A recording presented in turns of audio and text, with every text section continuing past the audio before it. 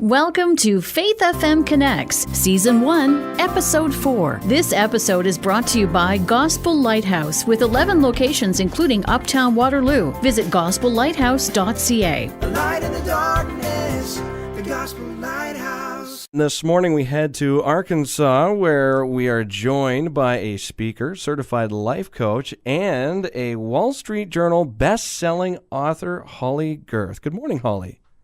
Good morning. How are you today? I am doing well. Excellent. Now, you have a new book out, Holly. It's called Fierce Hearted, Live Fully, Love Bravely. Holly, I wonder if you could tell me what being a fierce-hearted woman looks like to you. Well, live fully and love bravely says a lot of it, but I think we live in a world where it's so tempting to shut our hearts down. There's so much division and chaos and just hard things going on. And I came to a point in my personal life where I felt like I wanted to just pull back and play it safe. And this book came out of that, where Jesus showed me a different way to live and to love and a new freedom. And so I think being a fierce-hearted woman essentially is keeping your heart open and saying yes to Jesus even when it's hard. Okay. So, and now, do you have an example of maybe in your own personal life of one of those hard times where it's hard to say yes? Yeah, I was hurt by a friend, and I got on a plane to actually go see my publisher, but I sat there in the dark, where the stewardess is walking by handing out peanuts, and, not a good time to have a life-changing moment. But I sat there and just thought, I'm done. I don't want to do this anymore. It's too hard to encourage people. I keep getting hurt, and I'm just going to check out. And I felt like Jesus was there with me in that moment and just waiting for me to decide what I would do. And I pulled out my Kindle, that's all I had with me, and opened the little notes feature and started typing in the dark, probably scaring my poor seatmate. And I wrote what is now the manifesto in Fierce Hearted that says things like, a fierce-hearted woman knows love is risk and reaches out anyway, understands kindness, takes real courage. And that was a turning point for me, because I really did think about just shutting down my heart and walking away. And so I imagine everyone who's listening has had a moment like that at some point in their lives, because I think it's just part of living in a fallen, broken world. And so I hope this message gives people hope that we can make a different choice. Absolutely. And it certainly isn't easy to live in this world in general, let alone as a Christian. And Holly, tell us what would be some challenging things in your life on a day-to-day basis. I think that we all struggle with lies, that we hear, like you're not enough, or this person is not going to accept you, or whatever it is. I think we all have these signature lies that just come to us, and that's sort of the start of where we think about shutting down our hearts. Often there are other things that come along that add to that, but I think identifying what are my lies and what's the truth that God offers instead is a big part of the process.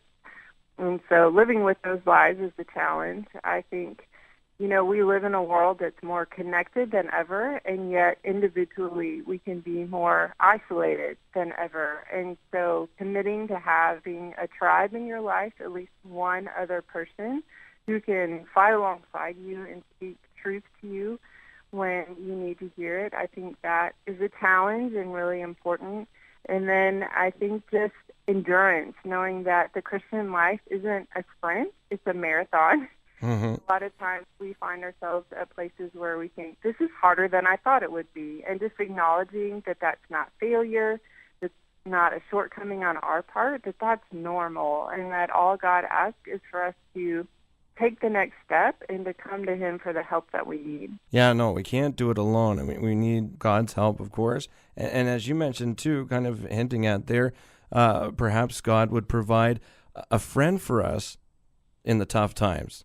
Yes, I think we all need at least one person, and I think sometimes that person is a counselor. I'm a big advocate of counseling. I'm a licensed counselor myself. Okay. So if someone's listening and they're thinking, I don't have that person right now, then I think it's okay to go to your pastor or to a counselor or to someone else who's been trained to help with that as a starting place. And then just be praying, like, God, please send me at least one other person to just stand beside me and help me be fierce-hearted. Yeah, for sure. So that you don't, maybe feel so alone. Mm-hmm. So, Holly, what would you say maybe to a younger version of yourself coming, from all through this journey that you've come through now, and maybe looking back as a younger version? Is there any advice that you would have for a younger self, maybe your younger self or a young woman listening? I think I would say you don't have to try so hard, and you don't have anything to prove. I lived a lot of years thinking that my worth was determined by what I did, and I knew how to work really hard to try to get people's approval. And so, again, going back to those lies we believe, I would just say to my younger self and to anyone listening, you are already loved. You're chosen by God who has a purpose for your life and promises that he'll fulfill it. Your failures aren't going to disqualify you. It's just part of being human, and that's what the cross is for. And your story isn't finished yet. God is still writing it, and he promises that he's going to get you through whatever you face. Wow, those are certainly encouraging words, Holly. So take us a bit more through the book, Fierce Hearted. What else can we find in there? Well, it's very different than the other books that I've written, which were more from a counseling and life coach perspective. This is a lot of stories.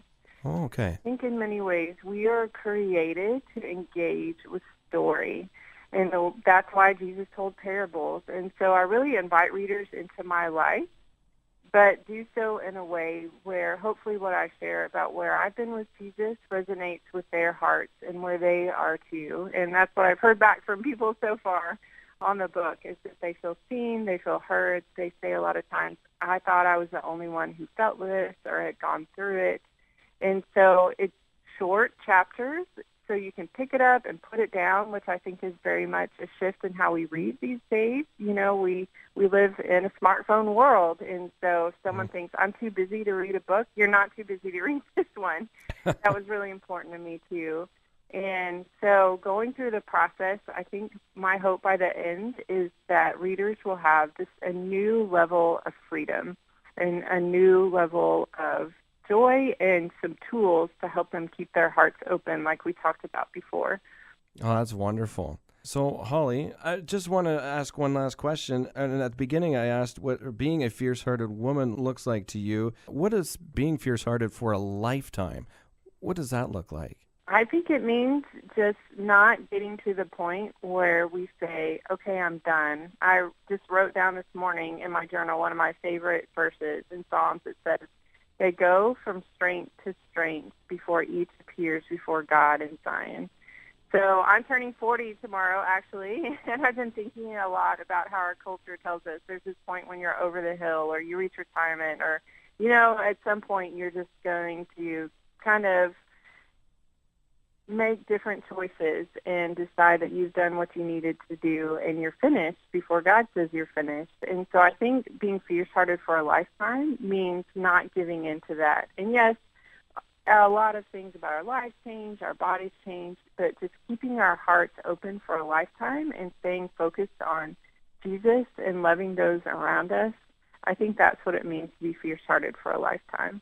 Wow. And just listening to you talk about this book, it just sounds so encouraging and really something needed in today's world. I certainly hope so. That's what I'm praying. Holly, where can people go if they want to find out more about you? They can connect with me at hollygurf.com, or if they want to know more about the book, they can go to fiercehearted.com. Thank you so much, Holly, for your time today. Thank you for having me. Our pleasure. Any parting wisdom that you would like to share with the listening audience? I would just, repeat what I said earlier to the listeners.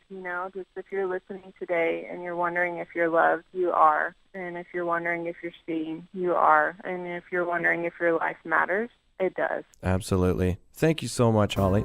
You're welcome. Thank you. Holly Girth's new book, Fierce Hearted, Live Fully, Love Bravely.